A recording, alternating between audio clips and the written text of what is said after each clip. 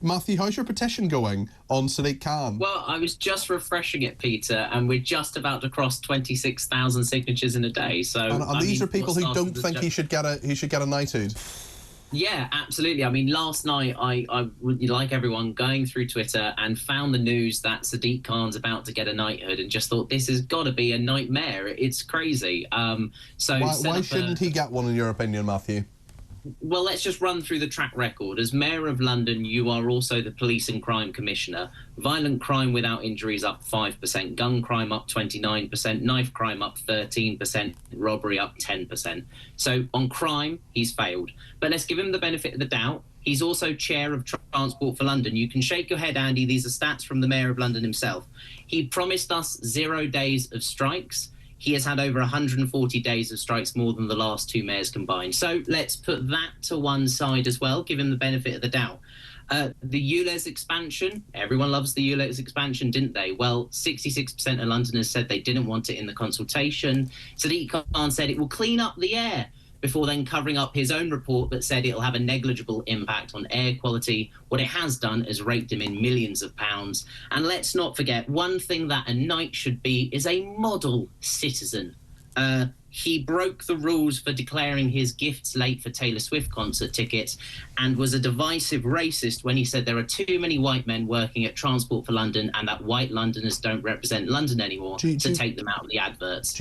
Andy Williams, go. This petition is a colossal waste of time, and I think what's quite amusing is that Matthew is someone who presumably, if we were having a different conversation, would rail against cancel culture, is trying to cancel a nomination purely because he doesn't like this person's politics. That's what it comes down to. Matthew doesn't like the fact that Sadiq Khan is on the left. That's why this petition exists. Now, I don't think Sadiq Khan is the best mayor of a global city that we've ever had. I think he's a perfectly adequate mayor of London. I think he's fine.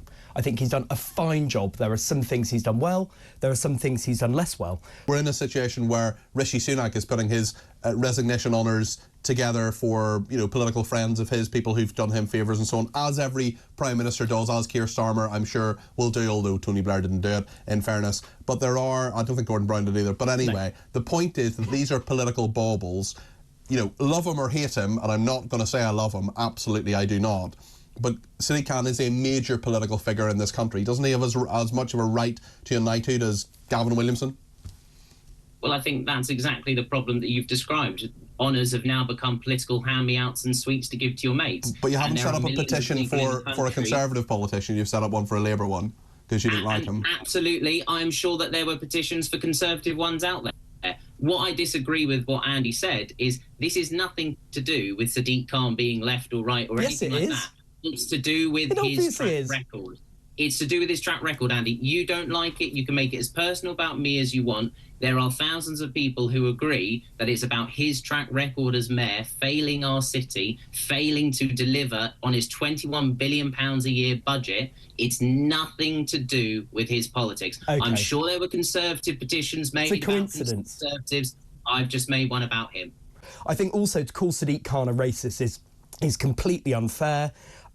You talk, by the way, about the increases in crime in London, but you failed to mention the increase in population in London, which actually usually is your hobby horse. So, you know, that's an interesting one.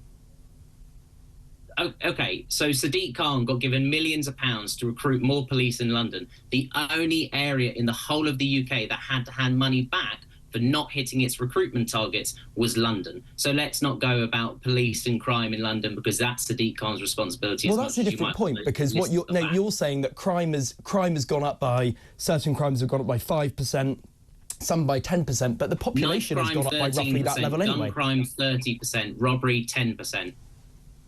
Look, I just think this is a load of nonsense. So just ignore it. You can't. This is clearly a party political thing. You don't like him because he's a Labour mayor. You don't like his politics. So and 26,000 people. I mean, okay, fine. It's hardly critical mass, is it? There are, I think, 9 million people who live in London. Andy, once again, you try and politicise everything. You try and make things personal. You're the one who's. I am trying to hold on.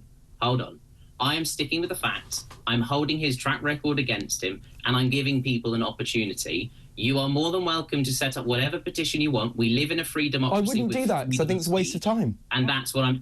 If you think it's a waste of time, that's entirely up to you. It took me a couple of minutes to set one up before I went to bed. I woke up the next morning, 5,000 signatures. If you think it's a waste of time, that's absolutely up to you. Okay. Don't bother, it's fine. Okay, well...